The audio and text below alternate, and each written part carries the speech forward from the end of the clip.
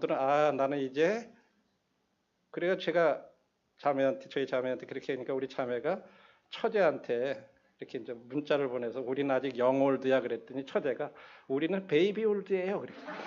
그래가지고 너무 무서워가지고 야 이거는 뭐라고 말 못하겠더라고요. 그러니까는 우리 이 나이 개념을 이렇게 내가 나이가 많다가 생각하고 행동 그러면요 행동이 그렇게 돼버려요 실제적으로. 그래서 그냥 말도 그렇고 모든 게 자꾸만 내가 나이가 먹어서 그러면요 행동도 나이 따라가는 것처럼 그렇게 되는 것 같아요. 그래서 뭔가 진짜 찬양할 때도 힘있게 하고 자꾸 목소리를 이렇게 크게 하면은 되는데 안 올라간다고 그냥 낮은 음으로 하다 보면 나중에 진짜 안 되더라고요. 그래서 저는 일부러 요즘 한번 막 따라 보려고 막 그랬는데 숨이 차요. 거기까지 가려고 그러면 그래도 한번 해봐요. 그러니까 자꾸만 이런 게 필요한 것 같고 우리 믿음 안에서도 마찬가지 같아요.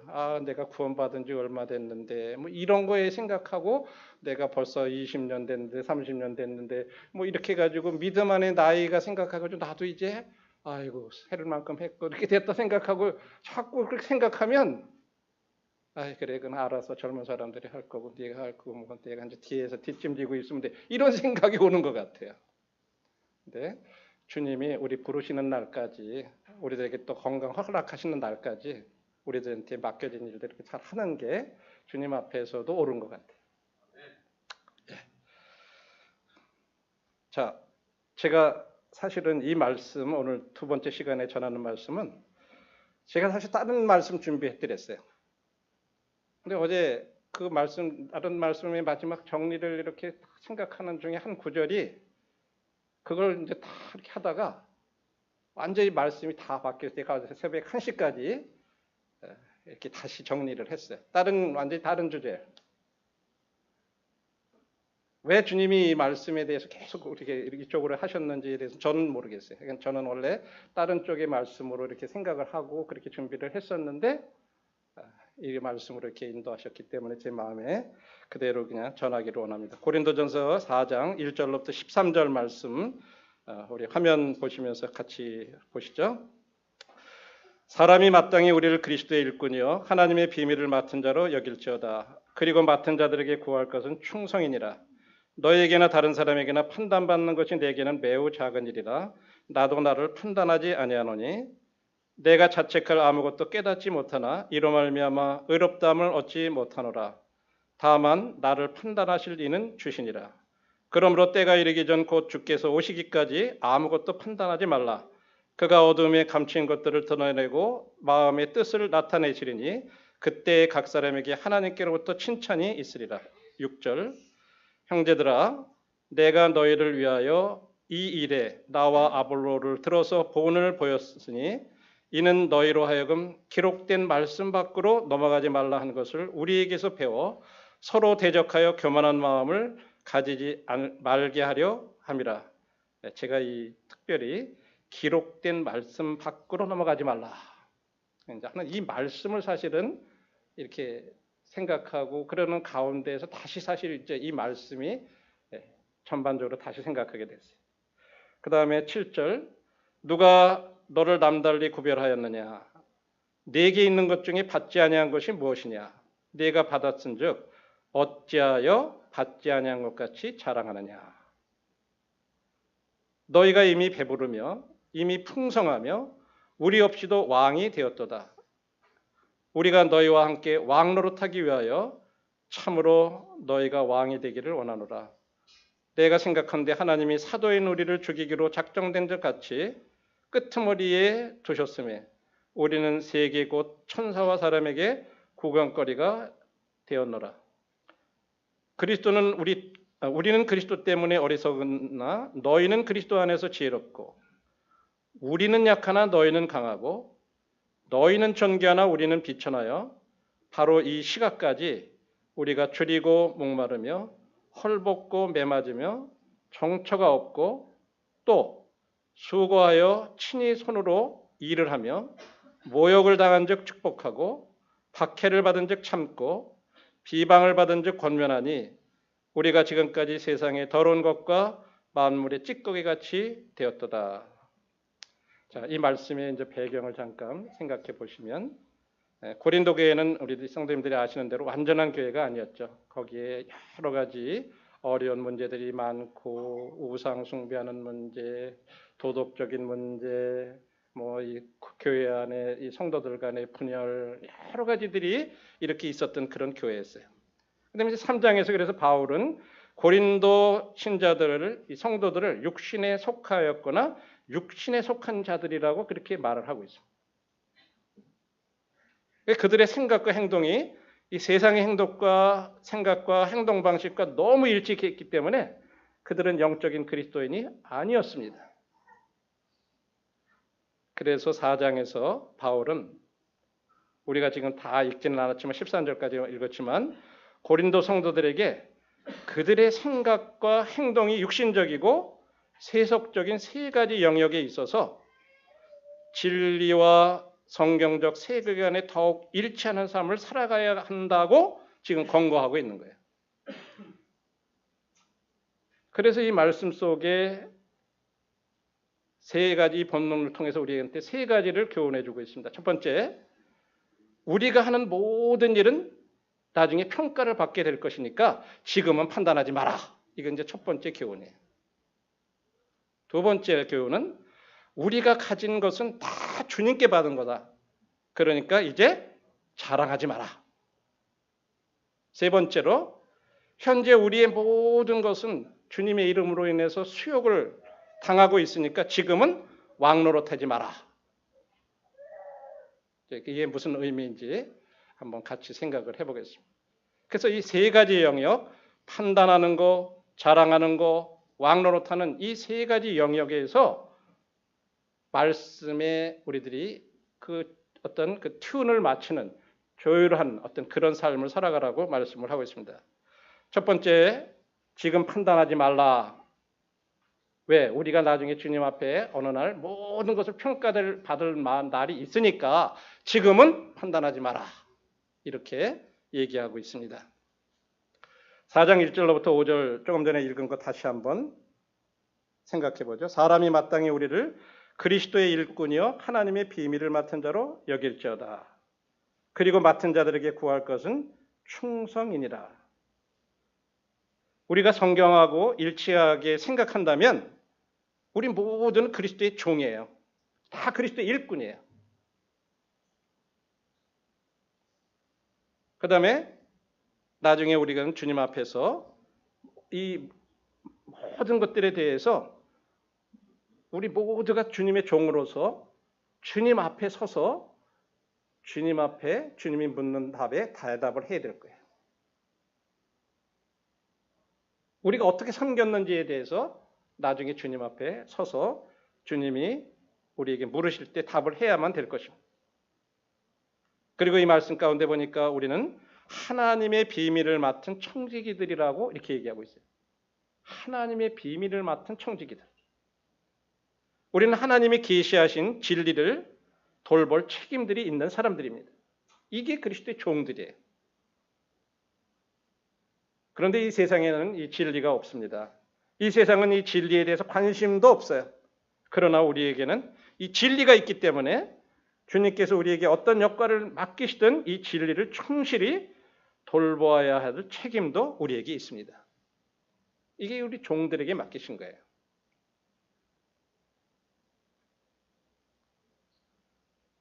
그러니까 너희들 서로를 판단하는 데 시간 낭비하지 말고 오히려 주님께서 우리에게 하라고 주신 그런 일들을 충성스럽게 수행하는 데 시간을 보내도록 해라. 이렇게 지금 말씀하고 있어요.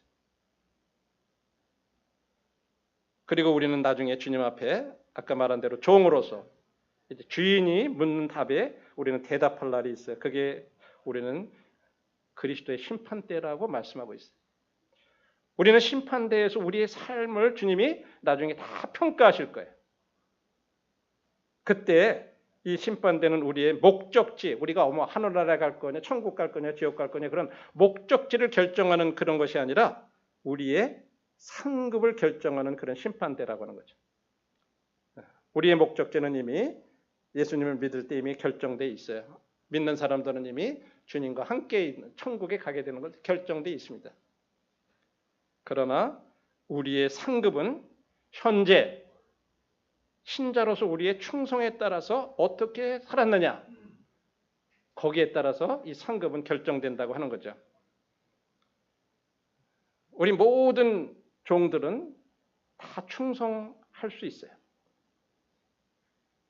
그러므로 이제 예수님께서 우리의 최종 심판자가 되실 거고, 그렇기 때문에 우리는 지금은 서로 판단하지 말라고 하는 것이죠. 그리고 우리가 해야 될 일은 주님께 충성하는 거예요. 뭐 다른 옆에 사람들이 어떠냐 저러냐 막 이런 거 우리 관심 가지고 그것 때문에 막 판단하고 그러지 말고 주님께 순종하라, 충성하라고. 우리가 하는 모든 일에서 바울이 내가 자책을 아무것도 깨닫지 못했다고 한 것처럼 바울이 한 것처럼 가능한 한 우리도 깨끗한 양심을 지켜야 합니다. 그리고 우리 마음 가운데 4절 말씀대로 나를 판단하실 분은 오직 주님이시다. 그 주님 앞에서 우리들이 깨끗한 양심을 계속 지킬 수 있어야 돼요. 그리스도의 심판대는 우리의 모든 행동한 것, 그 동기 등 모든 것이 다 드러난다고 말씀하고 있어요. 주님은 저와 형제자매님들이 왜 그런 행동을 했는지, 그 동기가 뭔지, 내 영광을 위해서 내가 그렇게 한 건지, 아니면 하나님의 영광을 위해서 한 건지, 이런 거에 대해서 다 주님이 심판하실 거라고 하는 거예요.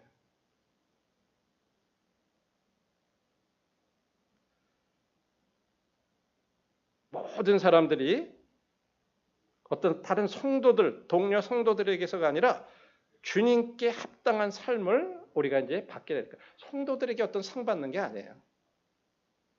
주님으로부터 우리가 받는 거예요. 우리가 하는 모든 일은 평가를 받게 될 것이기 때문에 지금은 우리가 판단하지 말자고 하는 거예요. 이게 지금 본문의 말씀이에요. 1절로부터 5절에서 가르쳐주고 있는 말씀. 야고보서 4장에서도 이렇게 말씀하고 있어요. 4장 11절에 형제들아 서로 비방하지 말라. 형제를 비방하는 자나 형제를 판단하는 자는 곧 율법을 비방하고 율법을 판단한 것이다. 네가 만일 율법을 판단하면 율법의 준행자, 두어러, 준행자가 아니야 재판관, 저지로다. 이렇게 얘기했어요. 우리는 행하는 자예요. 준행자, 두어. 행하는 사람이지 저지가 아니라고 하는 거예요. 12절에는 입법자와 재판관은 오직 한 분이시니, 여기 입법자는 로우기버라 그랬어요. 율법을 주는 사람, 입법자, 세우는 사람.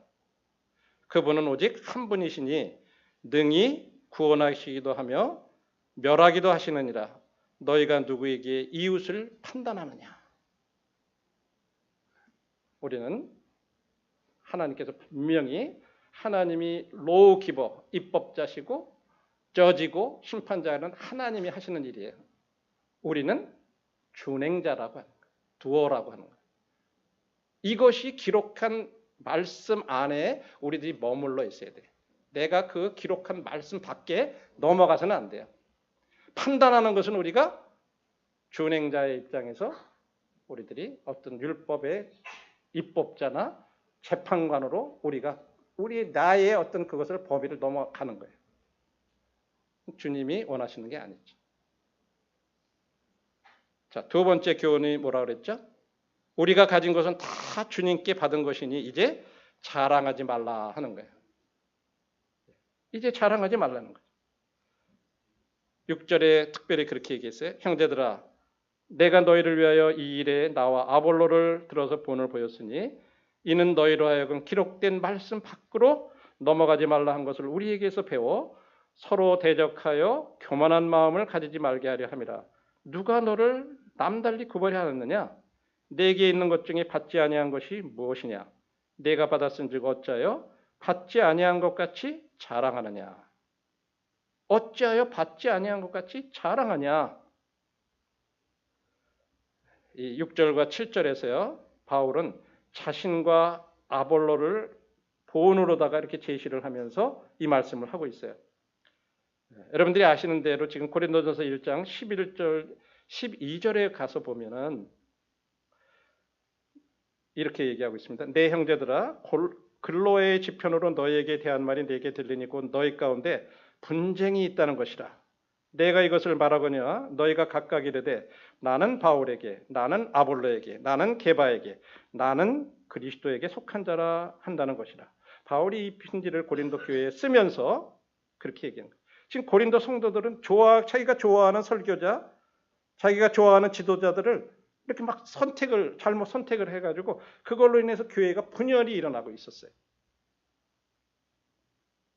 그리고 거기에는 또 이름이 알려지지 않은 선교자들이라든지 지도자들 중 일부는 자신들에게 너무 당신한테만 관심이 그렇게 끌었다는 이유로 또 비난을 받고 이런 형편이었어요. 고린도 교회가.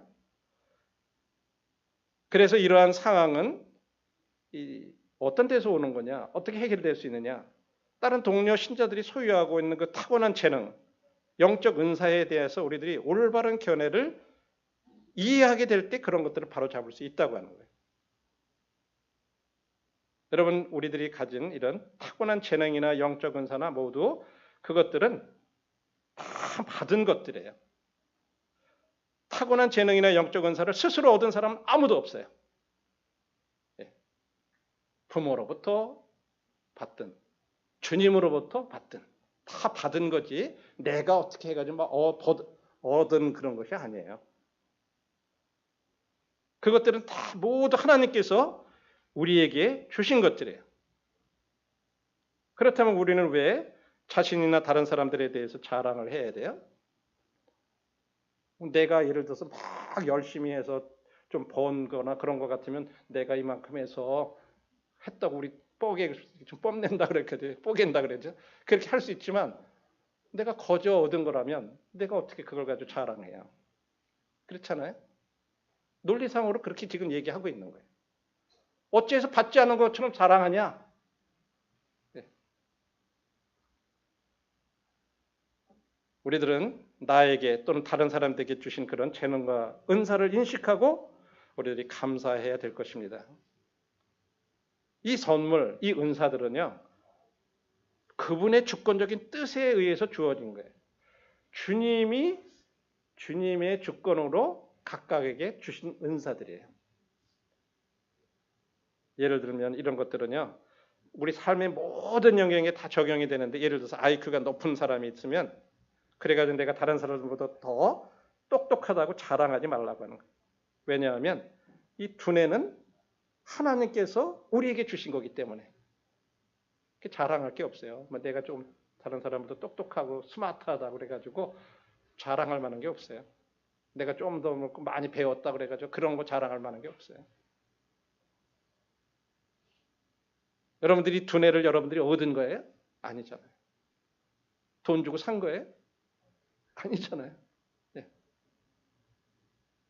이것은 우리에게 하나님께서 주신 선물입니다. 그렇기 때문에 자랑해서는 안 돼요. 영적 은사도 똑같아요. 만일에 우리 가운데 말씀을 잘 가르치는 은사 있는 교사가 있다든지, 또 그냥 재능이 좋아서 음악 같은 거, 막 악기 같은 거, 또 노래 같은 거, 진짜 막 우리가 따라갈 수 없는 그런 음악의 재능이 가지신 그런 분들이 계시다면 그런 것들은 다 하나님께서 우리에게 주신 것들이에요.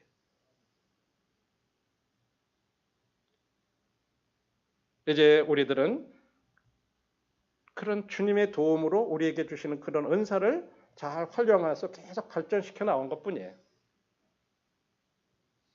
내가 잘나서 그런 것들을 어떻게 해서 얻은 것이 아니에요. 내가 특별히 하나님께서 나를 사랑하셔서 나에게만 그런 것들을 주신 게 아니에요. 은사는 섬기라고 주신 거라고 얘기했어요. 교회를 세우기 위해서 주신 거라고 말씀하고 있어요. 나를 드러내고 나를 자랑하기 위해서 주신 것이 아니라고 말씀하고 있어요. 자, 세 번째는 현재 우리의 모든 것이 수욕을 당하고 있고 세상으로부터 인정을 받지 못하고 있으니까 지금은 왕노릇 하지 마라. 이렇게 얘기해요. 이제 8절로부터 13절에 그렇게 말씀하고 있는데 다시 한번 보죠. 너희가 이미 배부르며 8절에 이미 풍성하며 우리 없이도 왕이 되었도다. 우리가 너희와 함께 왕노릇하기 위하여 참으로 너희가 왕이 되기를 원하노라. 여기 왕노릇이라는 말이 있잖아요. 그죠? 뭔가 이것은 다스린다고 하는 그런 표현을 그렇게 표현한 거예요. 너희와 함께 다스리기 위하여 우리가 너희에게가 왕이 되기를 원한다. 내가 생각하는데 하나님의 사도인 우리를 죽이기로 작정된 것 같이 끄트머리에 두셨음에 우리는 세계 곧 천사와 사람에게 구경거리가 되었노라. 우리는 그리스도 때문에 어리석으나 너희는 그리스도 안에서 지혜롭고 우리는 약하나 너희는 강하고 너희는 정죄하나 우리는 비천하여 바로 이 시각까지 우리가 줄이고 목마르며 헐벗고 매맞으며 정처가 없고 또 수고하여 친히 손으로 일을 하며 모욕을 당한 즉 축복하고 박해를 받은 즉 참고 비방을 받은 즉 권면하니 우리가 지금까지 세상에 더러운 것과 만물의 찢기같이 되었도다. 현재 우리들은 이런 상황이라고 하는 거죠. 그래서 이 구절에서 바울은 육신적이고 세상적인 고린도 신자들은 이런 올바른 관점과 세상 방식을 갖고 있지 않았지만 사도 바울은 그리고 그 동역자들은 올바른 관점과 생활 방식을 가지고 있다는 점을 이렇게 아이러니하게 좀 역설적으로 이렇게 얘기를 지금 하고 있으면서 그런 걸 전하는 거예요.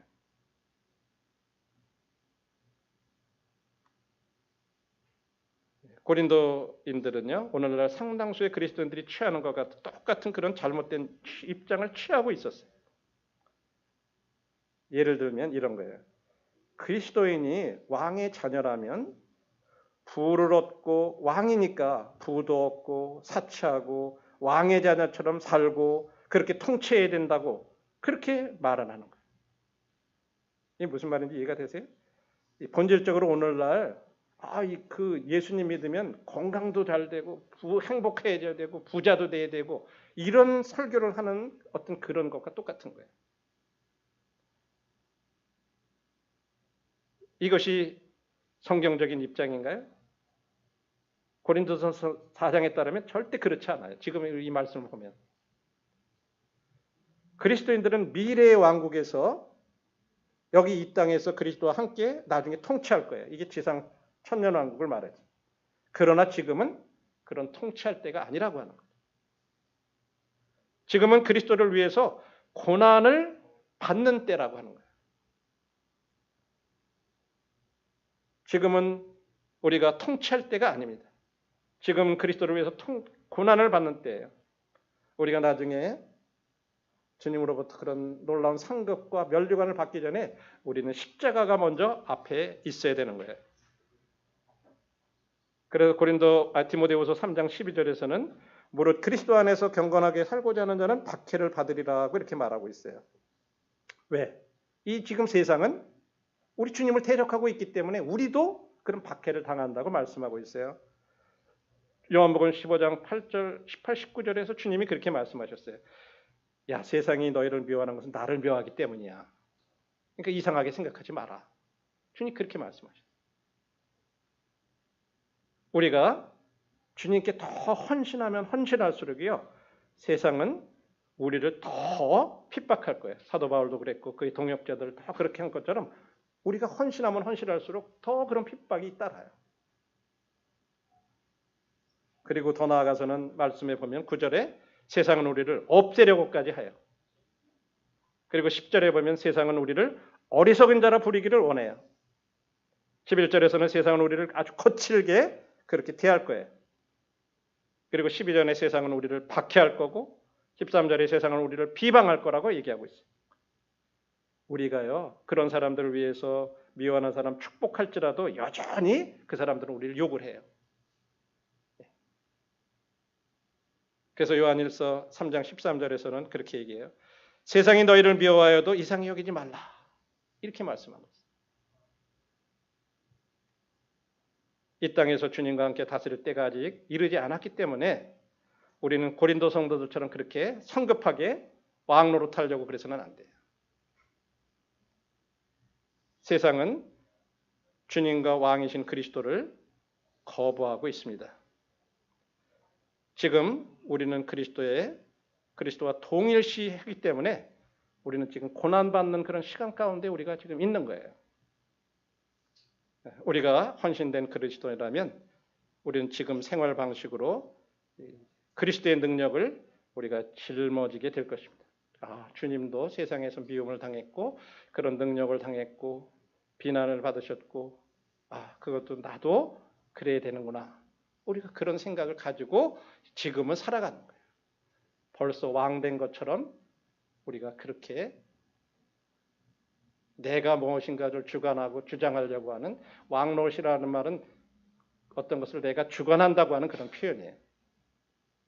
우리가 때때로 우리의 신분을 잃어버리고 우리가 왕처럼 내가 모든 것을 내 삶과 인생을 막 주관하려고 그런 자세로 살아가는 것은 우리가 왕노릇하려고 하는 그런 자세더라고요. 지금은 우리가 그런 왕노릇할 때가 아니라고. 내가 내 인생을 마음대로 그렇게 주관하려고 그러는 게 아니라는 거죠.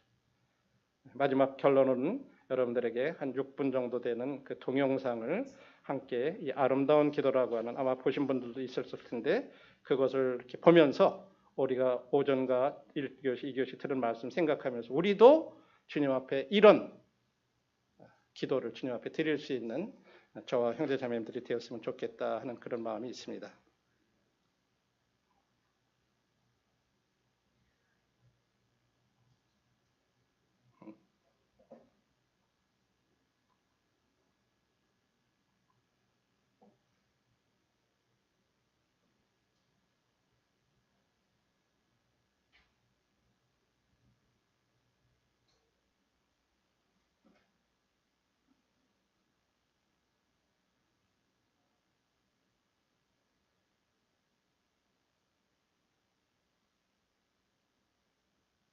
소리가 안 나오죠?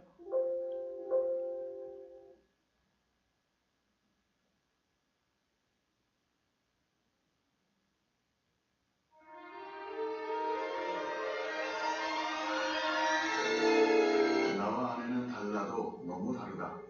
나는 오른손잡이인데 아내는 왼손잡이다. 이게 지금 그래서 습관에 따라 밥그릇을 왼쪽에다가 잘 갖다 놓는다. 별거 아닌 것 같은 그 차이가 신경을 건드린다. 거기다가 나는 종달새 형이다. 새벽 시간에 일어나 설친다.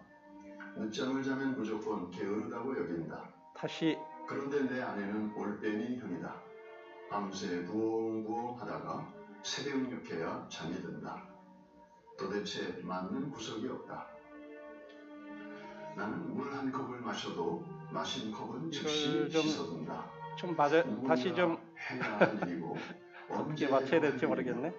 내가 다시 손을 댈지 모를 일 아닌가 말이다. 그런데 내 아내는 그게 안 됐다. 다시 처음부터 서로 안 맞아 들어가는 것 같아요.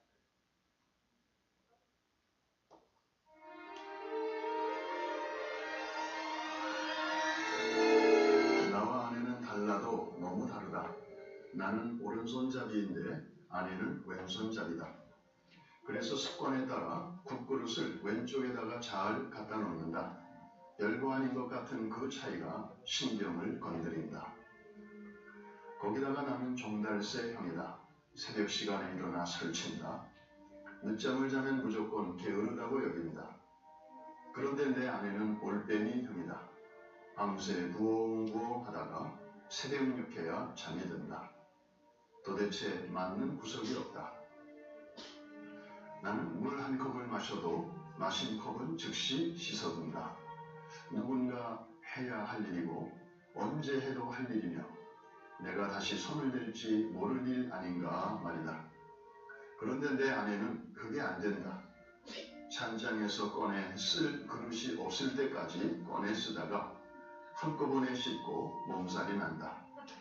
나는 미리 준비하는 스타일이다. 그런 나와 달리 아내는 떠나야 할 시간에 화장한다고 정신이 없다.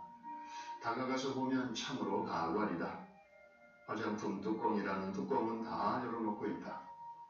나는 그게 안 참아진다. 나도 모르게 버럭 화를 낸다. 아니, 이렇게 두고 외출했다 집에 오면 향은 다 날아가고 뭐 때문에 비싼 돈 주고 화장품을 사? 차라리 맹물을 찍어 바르지. 거기다 나는 약속 시간에 늦은 적이 거의 없다. 나중에는 견디다 못해 성경책까지 들이밀었다. 여보, 예수님이 부활만 하시면 됐지 뭐 때문에 그 바쁜 와중에 세마포와 수건을 개켜놓고 나오셨겠어? 당신같이 정리정돈 못하는 사람에게 정리정돈이 얼마나 중요한지 말하고 싶으셨을 거야. 그게 부활의 첫 메시지야. 당신 부활 믿어? 부활 믿냐고? 이렇게 아내를 다그치고 몰아세울 때 하늘의 음성을 들었다. 야, 이 자식아, 잘하면 내가 해라. 이놈아, 안 되니까 너를 붙여놓은 거 아니냐? 사람들이 궁금해하는 게 있다. 나의 은사는 무엇일까? 하지만 뜻밖에도 너무 간단하게 은사를 알 수 있다. 내 속에서 생겨나는 불평과 불만, 바로 그것이 자신의 은사인 것이다. 이를테면 내 안에는 물건이 제자리에 놓여있지 않고 종이 나부랭이가 나뒹구는데도 그것이 눈에 들어오지 않는다. 그러니까 불편한 게 없다. 오히려 밟고 돌아다닌다. 하지만 나는 금방 불편해진다. 화가 치민다. 이 말은 내가 아내보다 정리정돈에 탁월한 은사가 있다는 증거다. 하나님이 이 은사를 주신 목적은 상대방의 마음을 박박 긁어놓고 마음에 상처를 입히는 무기로 사용하라는 데 있지 않다. 은사는 사랑하는 사람을 섬기라고 주신 선물이다. 바로 그때 내가 알게 된 사실이 있다. 내 아내한테는 뚜껑 여는 은사가 있고 나에게는 뚜껑 닫는 은사가 있다는 사실. 그때부터 아내를 대하는 나의 태도가 바뀌었다. 아내가 화장한다고 앉아있으면 내가 다가가 물었다. 여보, 이거 다 썼어? 그러면 뚜껑 닫아도 되지? 이거는? 그래, 그럼 이것도 닫는다. 이제는 내가 뚜껑을 다 닫아준다. 그런데 놀라운 일은 그렇게 야단을 칠 때는 전혀 꿈쩍도 않던 아내가 서서히 변해가는 것이다. 잘 닫는 정도가 아니라 얼마나 세게 잠갔던지 이제는 날더러 뚜껑 좀 열어달라고 한다. 내가 변하니까 아내도 변한다. 그렇게 철들어진 내가 좋아하는 기도가 있다. 제가 젊었을 때에는 세상을 변화시킬 만한 힘을 달라고 기도했습니다. 중년이 되었을 때는 내 친구들과 가족들을 변화시켜달라고 기도했습니다. 그러나 노년이 된 지금 나는 나 자신을 변화시켜달라고 기도합니다. 만약 처음부터 이 기도를 드렸더라면 아마도 제 인생은 훨씬 달라졌을 것입니다. 이상은 한국에서 가정사역자로 널리 알려진 송기범 교수의 글이었습니다. 꽁트 형식으로 구성되어 입가에 미소를 띠게 하면서도 마음에 와닿는 울림 또한 작지 않습니다. 흔히 사람들이 말하듯이 부부는 가깝고도 먼 사이입니다. 마주보고 누웠을 때에는 세상에서 가장 가까운 사이지만 서로 등을 돌리고 누워있으면 부부 사이는 10만 리가 됩니다. 지구를 한 바퀴 돌아야만 만날 수 있기 때문입니다. 코로나 여파로 그 어느 때보다도 부부가 같이 있는 시간이 많게 되었습니다. 또한 그전에는 한 집에 살면서도 신비의 베일에 쌓여있던 자녀들의 삶의 일거수일투족을 좀 더 가까이 들여다볼 수 있게도 되었습니다. 내년 봄쯤 백신이 보급이 되면 부모는 부모대로, 자녀들은 자녀들 나름대로 다시 자기들만의 일상으로 돌아가게 될 텐데 그런 날이 오기 전에 지금의 이 천금 같은 기회를 잘 선용하여 부부간에 아무리 노력해도 좀처럼 좁혀지지 않는 성격 차이 또는 기질 차이의 문제를 은사적 관점에서 바라보고 바로 거기서 막힌 담이 무너지고 굽어진 곳이 곧게 펴지며 골짜기가 메워져 평지가 되는 놀라운 간증들이 샘물처럼 솟아나게 되기를 주의 이름으로 축복합니다. 예, 이렇게 저는 이 가운데서도 가장 그 내용 중에 물론 은사라는 것이 내 눈에 보이는 그런 불편한 것들, 다른 사람 눈에 안 보이는데 그런 것들, 그것을 그게 나보고 하라는 거구나. 그걸 불평하지 않고 그러기에 은사다. 내 은사가 뭐죠? 우리는 막 나는 은사가 없는데요. 막 이렇게 그런 거 찾잖아요. 근데 내 눈에 불편하게 보이고 왜 저렇게들 하지 그런 건 나보고 그 일 하라는 거예요. 그런 거. 그 다음에 철든 기도. 뭐 세상 변화시키고 막 그랬는데 마지막에 철이 들어서는 나부터 변화해야 된다. 나부터 변화돼. 이런 것들을 주님 앞에서 우리가 함께 물론 이건 가정생활 부부에 관한 것이지만 이것은 또 우리 교회적으로도 다 적용될 수 있는 그런 원리들을 잘 얘기하고 있다고 믿습니다. 그래서 우리가 함께 이런 것들을 마지막으로 이렇게 드리면서 마치도록 하겠습니다. 감사합니다.